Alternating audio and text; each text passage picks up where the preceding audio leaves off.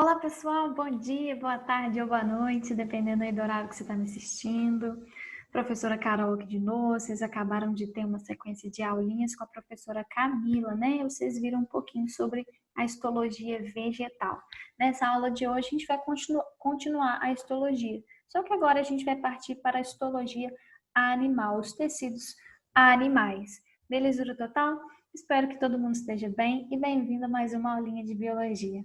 Se a gente pegar esse nome histologia, a gente já pode ter uma noção do que a gente vai estudar, né? Porque essa palavrinha histo significa tecido, logia significa estudo, então vai ser o estudo do tecido. E o que é o tecido? O tecido vai ser um conjunto de células que atua ali de maneira integrada, desempenhando algumas funções específicas.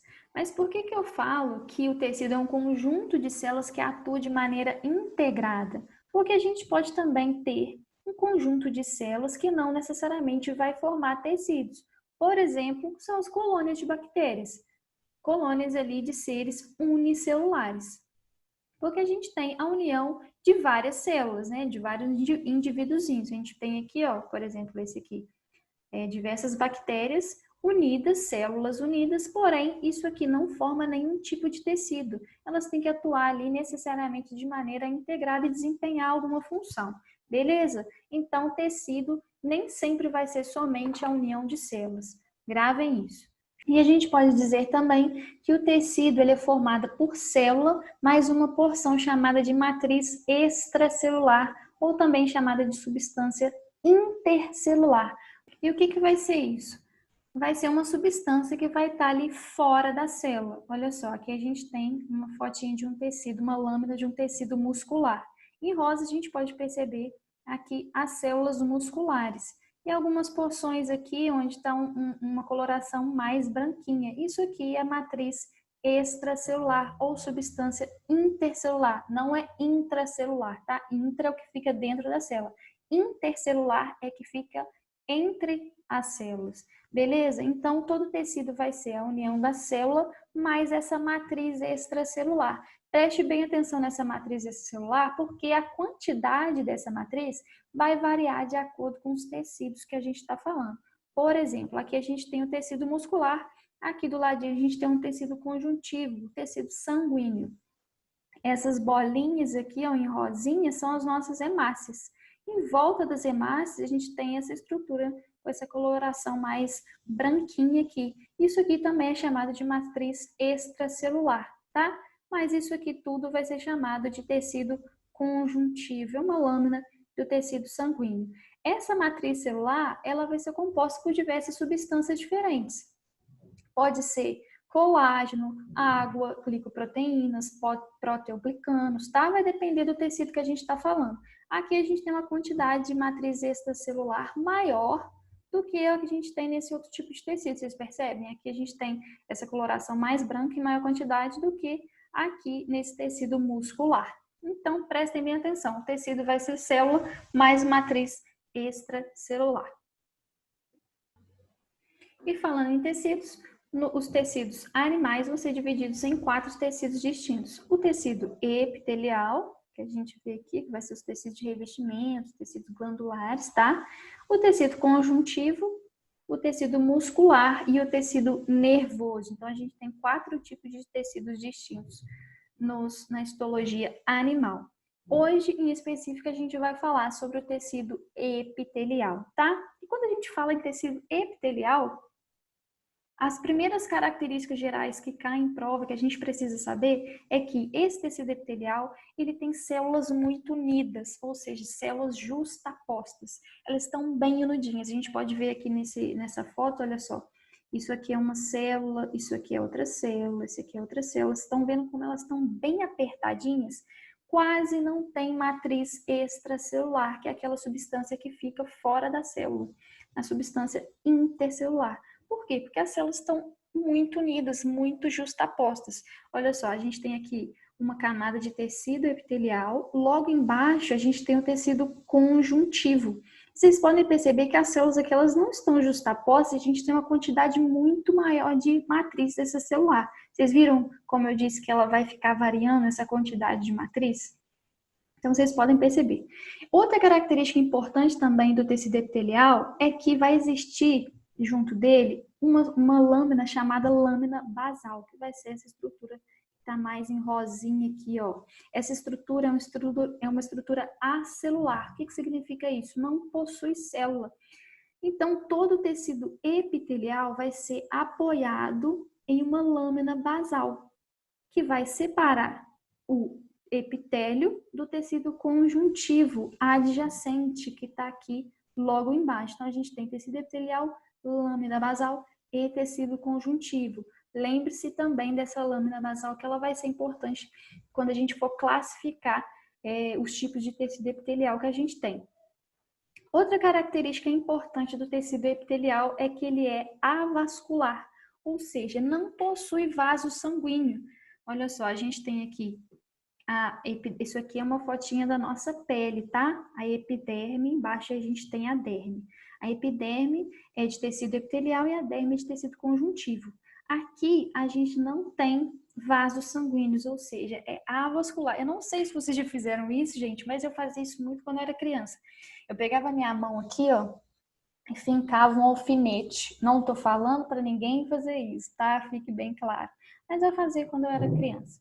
Eu fincava um alfinete assim, ó, e ele ficava grudadinho só pela minha camada ali epitelial, pela minha epiderme. Ele não saía, eu balançava a mão, o alfinete ficava grudado e não saía nenhum tipo de sangue. Ou seja, avascular. Eu perfurava somente o meu tecido da epiderme. Se eu furasse mais um pouquinho, eu passaria ali pela lâmina basal e chegaria até o tecido conjuntivo, que já é vascularizado. E aí sairia sangue. Qualquer corte que você dá assim, ou mais profundinho, você já chega ali no tecido conjuntivo e sai, extravasa aquele sangue, né? Porque o tecido conjuntivo é um tecido vascularizado. E se você estava pensando que o tecido epitelial vai ser só aquele tecido que reveste a parte externa do nosso corpo, a nossa pele, você está muito enganado. O tecido epitelial ele vai revestir tanto partes externas, a nossa pele, quanto também partes internas do seu corpo, como, por exemplo, o revestimento dos vasos sanguíneos, o revestimento ali do seu estômago, de todos os seus órgãos, coração, pulmão, vai ter uma camadinha de tecido epitelial. Então, não é só revestimento da parte externa do nosso corpo, tá? Lembre-se disso. Uma coisa interessante de vocês saberem é que, e costuma cair em prova também, é a origem do tecido epitelial. O tecido epitelial é o único tecido que é formado pelos 3 folhetos embrionários. Eu não sei se vocês já estudaram sobre essa questão dos folhetos, mas a gente, todo o nosso corpo, todos os nossos tecidos é formado inicialmente por 3 folhetos embrionários. E o único tecido que é formado por todos os 3 é o tecido epitelial. A gente tem, quais são os folhetos embrionários, né? Ectoderma, mesoderma e endoderma. Por dentro aqui, ó, endoderma, tá? Ectoderma fora e mesoderma, esse rosinha aqui no meio, tá? Meso, meio. Endo dentro, ecto fora, tá? Um único tecido que é formado pelos 3 tecidos embrionários que vão ali se diferenciando vai ser o tecido epitelial.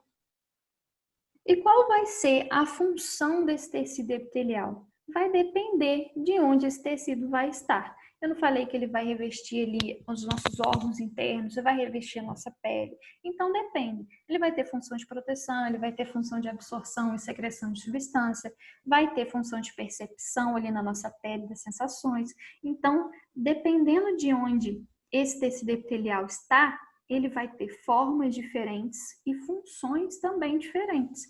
Porque o nosso corpo ele é muito complexo, né? A gente não tem somente um tipo de tecido epitelial, ele é bem variável e ele depende realmente de onde vai estar. Por exemplo, quando está aqui na nossa traqueia ou nas fossas nasais, ele possui cílios e tem as células mais alongadas. Quando a gente está aqui no nosso pulmão, a gente já tem outro tipo de tecido epitelial, com células mais achatadinhas. Então, vai sempre variar, tá? Isso é bom para vocês já irem pegando, porque na hora da classificação, vocês vão ver que isso vai ser importante. E quando a gente fala em tecido epitelial, a gente sempre pensa na pele, né? Realmente, a pele é formada por tecido epitelial, também, mas não só. A pele é formada por dois tipos de tecidos. A gente vai ter a epiderme e a derme. A epiderme vai ser constituída pelo tecido epitelial, que a gente está estudando agora, mas a pele também é formada pelo tecido conjuntivo chamado derme. Olha só, aqui em cima a gente tem a epiderme, mais em rosa escuro, embaixo a gente tem a derme, tecido epitelial e tecido conjuntivo. Esse tecido conjuntivo aqui, ele é vascularizado.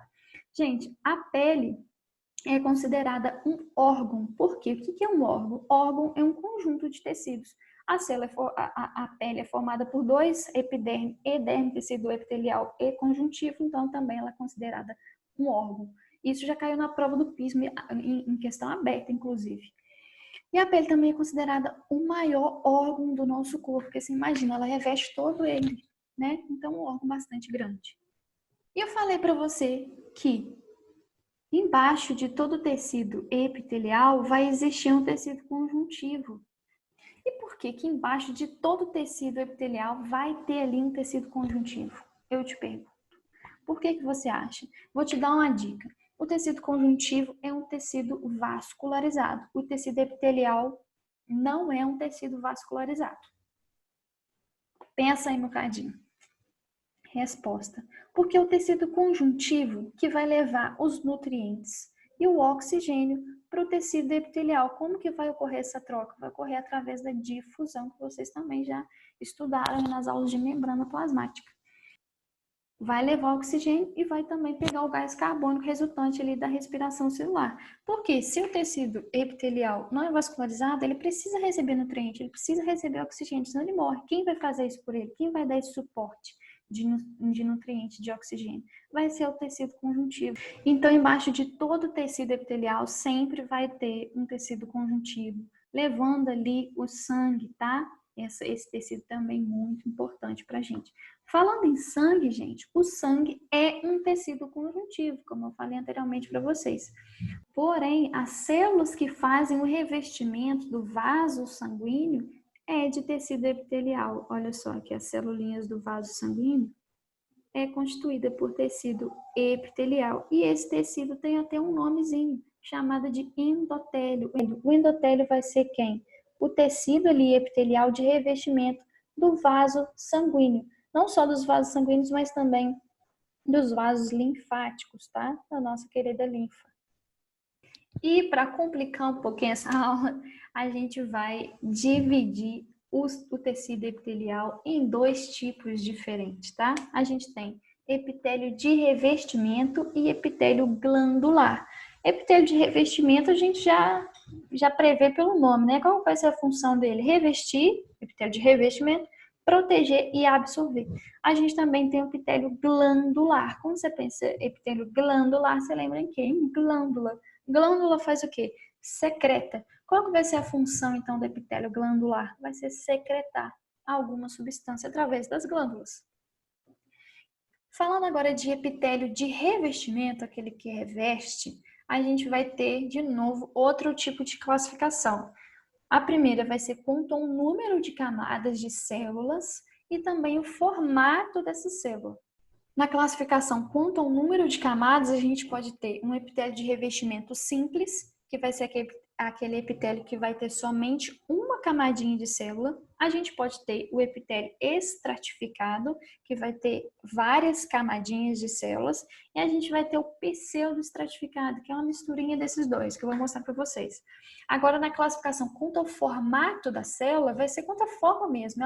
Ele pode ser pavimentoso. Quando você lembra de pavimentoso, lembra de pavimento. O que é o pavimento? Eu lembro, né, de calçada, rua, aquele negócio mais achatado, fino.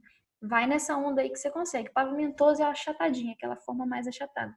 Cúbico, aquela forma mais em cubo mesmo. E prismático vai ser em formato de prisma, cilíndrico, beleza? Então vamos ver uma por uma agora.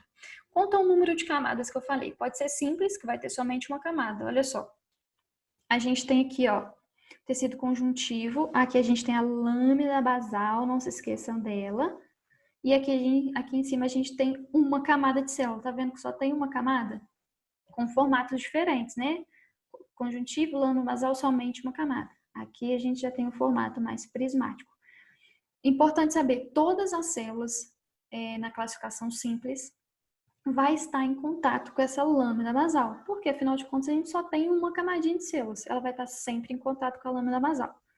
Em contrapartida, o estratificado vai ser aquela classificação que a gente vai ter diversas camadinhas e nem todas as células vão estar em contato com essa lâmina basal. Perceba, a gente tem aqui, ó, diversas camadas de células e somente a primeira camada vai estar em contato com a lâmina basal.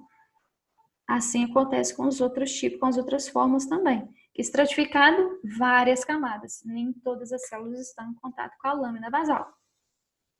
Agora, o pseudoestratificado vai ser aquele que vai te enganar. Ele vai te induzir a falar que ele tem diversas camadas de células, mas ele não tem. O que ele vai ter? Ele vai ter uma camada, tá escrito errado aqui, tá? Uma camada, só que com núcleos em alturas diferentes. Olha só. Aqui tem vários núcleos em alturas diferentes. Isso te induz a falar que uma camada de célula, aqui é outra. Estratificado, logo de cara, mas não é. Ele é pseudo-estratificado. Pseudo é o quê? Falso. Falso estratificado. Olha só, a gente pode perceber que essa célula aqui, ó, em contato com a lâmina basal. Essa aqui em cima está com o núcleo cá em cima, apesar de o núcleo estar na parte de cima, parecendo que é uma camada, ela ainda está em contato aqui com a lâmina basal. Então, a gente quase se engana. Então, pseudo-estratificado. Onde que a gente vai encontrar esse tipo de tecido? Vai revestir ali a nossa traqueia, os nossos brônquios e as nossas fossas nasais. Tem até uns cíliozinhos aqui, ó, bem característico da nossa traqueia. Beleza? Olha lá, membrana basal parece que tem várias camadas, mas não tem. Pseudo-estratificado. Agora, a classificação quanto ao formato da célula. Ele pode ser pavimentoso, vai ser as células achatadinhas, parecendo calçada aqui, o pavimento. Cúbico, quadradinha, bonitinha, bem clássica. E prismático, que vai ser o colunar, ou cilíndrico, em forma de cilindro aqui mesmo, bem prismático. Tá? A gente tem essas classificações quanto ao formato da célula. E ainda a gente tem o epitélio de transição, que a gente não consegue definir ele quanto ao formato da célula. Por quê? Cada hora ela vai estar de um jeito. E um grande exemplo que a gente tem de epitélio de transição vai estar onde? Vai estar na nossa bexiga. Quando ela está cheia, ela vai ter um formato diferente. Quando ela está vazia, ela tem outro formato diferente. Olha só, essa fotinha aqui é um corte, tá? Da bexiga vazia, quando ela está relaxada. Vou dar um zoomzinho para vocês perceberem, ó. Aqui a gente tem tecido conjuntivo. Sempre embaixo de todo tecido epitelial vai ter um tecido conjuntivo. Tecido epitelial aqui. Então, vou dar um zoom. Olha o formato das células aqui. Elas estão com esse formatinho. Bexiga relaxada, bexiga vazia. Agora a gente encheu a bexiga está distendida. Aqui de novo a gente tem a fotinha, ó, continuando dando zoom.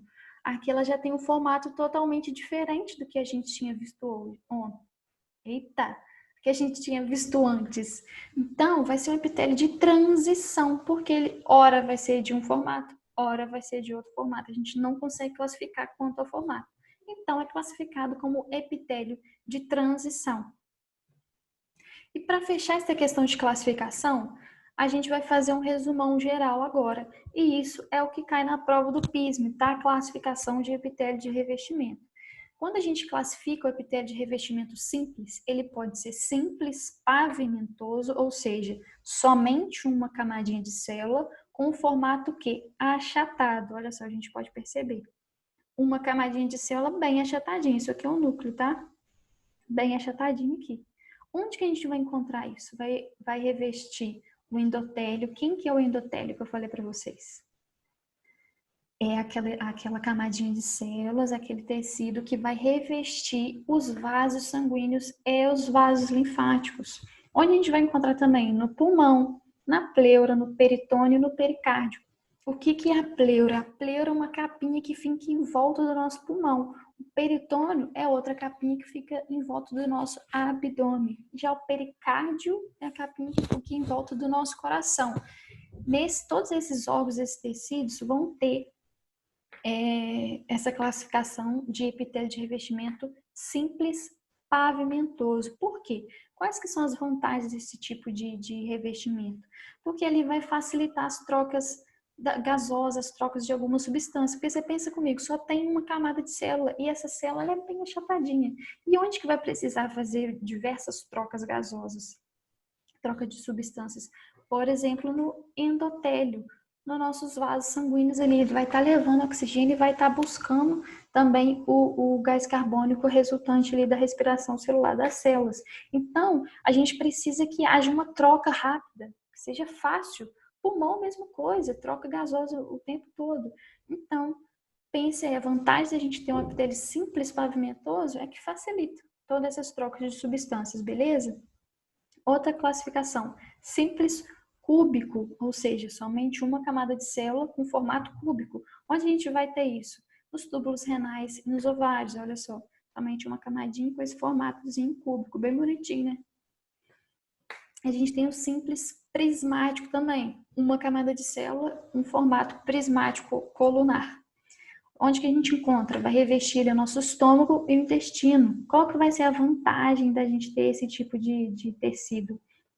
Porque esse formato de célula, com somente uma camadinha, ajuda a absorção e na secreção de algumas substâncias. Onde que a gente absorve muita coisa? No nosso intestino. Onde que a gente secreta algumas coisinhas também? No nosso estômago. Então, nessas regiões vão ter tecidos que facilitam a absorção e a secreção de algumas substâncias, né? Obviamente. Pulando agora para a classificação do epitélio de revestimento estratificado, ou seja, várias camadinhas de células. A gente vai ter, de novo, o estratificado pavimentoso, que vai ser aquelas células bem achatadinhas, só que diversas camadas de célula. Só que você pode falar, Carol, aqui eu vejo pavimentoso, a célula achatada, mas aqui embaixo está quase cúbico. E agora eu te falo, o epitélio de revestimento estratificado, ele é classificado a partir das células superficiais, as células que estão aqui em cima. As que estão embaixo não importa muito. Então, você olha para de cima, olha só, pavimentoso, achatadinho. Onde que a gente vai ter estratificado pavimentoso? Vai estar ali na nossa boca, vai estar no esôfago, epiderme e também na vagina. E quais que são as vantagens da gente ter esse tipo de tecido? A vantagem vai ser que a gente vai ter várias células, então a gente tem uma capacidade grande de renovação a todo momento. Pensa aí na sua epiderme, na sua pele. Você precisa ter um grande número de células. Imagina se tivesse só uma camada. Rapidinho, se tirasse aquela célula dali, algum atrito, já entraria na lâmina basal um tecido conjuntivo. Isso não é benéfico, isso não é bom. Por exemplo, a sua boca tomou uma coisa muito quente ali, queimou aquelas células que estão ali mais na superfície. Se não tivesse várias células, a gente teria também outro problema, né? Então, esse tipo de tecido, ele suporta muito o atrito, tá? E é importante também na proteção contra a perda excessiva de água, ou seja, desidratação, porque a gente tem diversas camadas de células, isso facilita para a gente. A gente tem o tecido estratificado prismático também, ou seja, várias camadas de células com a camada superficial em formato prismático colunar. Onde que a gente vai encontrar? Conjuntivo do olho e na epiglote, olha só. Várias camadas de células com esse formato mais colunar, prismático, tá? Lembrando que o tecido epitelial de revestimento estratificado é classificado somente pela camada superficial. E agora, dando um geral em toda essa classificação que a gente viu, epitélio simples pavimentoso, epitélio simples cúbico, epitélio simples prismático. Epitélio estratificado, várias camadas de células, estratificado pavimentoso, achatadinho, estratificado cúbico e estratificado prismático. Fechamos agora a primeira classificação de epitélio de revestimento. Pulamos agora para o epitélio glandular. Glândula, como eu falei, a gente lembra de secreção, secretar. Então, qual vai ser a principal função do epitélio glandular? Vai ser secretar algumas substâncias, tá? E as secreções, por sua vez, vão ter algumas classificações também. Eu sei que é enjoado, mas isso aqui é bem de boinha. A gente vai ter secreção mucosa, a gente vai ter secreção serosa e a gente vai ter secreção mista. As secreções mucosas vão ser aquelas secreções mais espessas, ricas em quê? Em muco, né? Mucosa, obviamente. Que vai ter ali carboidrato e proteína na sua constituição. Um grande exemplo de secreção mucosa é da nossa traqueia ali, aquele catarro que fica bem murcho mesmo, aquele negócio ruim. A gente tem as secreções serosas, que são mais aquosas e ricas em proteínas. Onde que a gente tem esse tipo de secreção? Lá no nosso pâncreas. E a gente tem também as secreções mistas, que ora vai ser um pouco mais mucosa, ora vai ser um pouco mais serosa. Exemplo, glândulas salivares. Você percebe que às vezes a sua saliva está um pouco mais aquosa, está um pouquinho mais densa, então vai variar. É um tipo de glândula mista. E uma célula padrão, quando a gente fala em glândula, a gente sempre lembra de célula caliciforme. Ela apareceu em algumas fotos que eu mostrei para vocês aqui antes, mas eu não coloquei um foco nela, né? Mas lembre-se aí dessa célula caliciforme, que é essa danadinha aqui, ó. É uma única célula que ela é capaz de secretar alguma substância. E a gente pode perceber aqui. Vamos pensar, vamos lembrar de todas as nossas aulas que a gente teve para trás. A gente está tendo aula de histologia, mas a gente já teve aula de proteína, de produção, como que é o processo de produção de proteína, como que é o processo de excreção das células, né? Com as diversas organelas citoplasmáticas. Vamos dar uma relembrada. Aqui a gente tem o núcleo, uma célula caliciforme, tá? Ela é toda preparadinha. A gente tem o núcleo. Vamos supor que a gente quer secretar uma proteína, tá? Isso já caiu em provas de PISA, Enem, diversas vezes. A ordem de produção de alguma substância até a sua secreção. Como a gente está falando de glândula, né, de secreção, vamos dar uma revisada. Então, temos aqui o núcleo. O núcleo ali tem o seu código genético, DNA, né, com todas as nossas informações. E ali a gente quer produzir uma proteína para depois a gente secretar ela. O núcleo ele vai produzir uma molécula de RNA mensageiro, com a mensagem ali com código de formação de proteínas. Esse RNA mensageiro vai sair do núcleo, vai para o citoplasma, vai encontrar quem? O retículo endoplasmático rugoso, com seus ribossomos para a produção de proteínas. Vai produzir a proteína ali, que depois vai ser enviada através de vesículas para o complexo de Golgi. O complexo de Golgi ele pode ali, modificar algumas estruturas, acabar de formar essa proteína de fato, né? E depois enviar vesículas, chamadas de vesículas secretoras. Olha a quantidade de vesícula que tem aqui, porque essa é uma célula de secreção. Essa vesícula vai chegar até a membrana plasmática e vai secretar. Só para a gente dar uma relembrada nesse conteúdo, tá? O epitélio glandular, gente, não muito diferente do epitélio de revestimento, também vai ter algumas classificações. Mas um pouquinho mais simples, mais suave, tá? Eu prometo. A gente vai ter uma classificação quanto ao número de células. A gente vai ter a unicelular, ou seja, possui somente uma única célula, e a multi ou pluricelular. Isso a gente está falando de glândulas, tá? Quando a gente fala de unicelular, a gente tem o exemplo da célula caliciforme, porque ela sozinha, uma única célula consegue secretar. Ela por si só é uma glândula. Mas existem também aquelas outras glândulas que são multicelulares ou pluricelular, ou seja, possui diversas células. Exemplo, glândulas salivares, beleza? Mas a maioria das nossas glândulas são multicelulares, tá? Com diversas células formando elas. Temos também uma classificação quanto à origem dessas glândulas. As glândulas elas podem ser endócrinas ou exócrinas, tá? Quando a gente fala em glândula endócrina, o que a gente quer dizer? Que aquela glândula vai liberar a sua secreção dentro dos vasos sanguíneos, dentro do sangue. Quando a gente fala em glândula exócrina, vai ser uma glândula que vai liberar a sua secreção fora do sangue, fora dos vasos sanguíneos. Mas preste muita atenção, não confunda.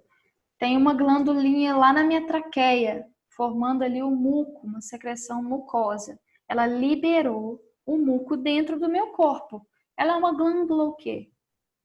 Endócrina. Mentira, ela não é uma glândula endócrina, ela é uma glândula exócrina. Por quê?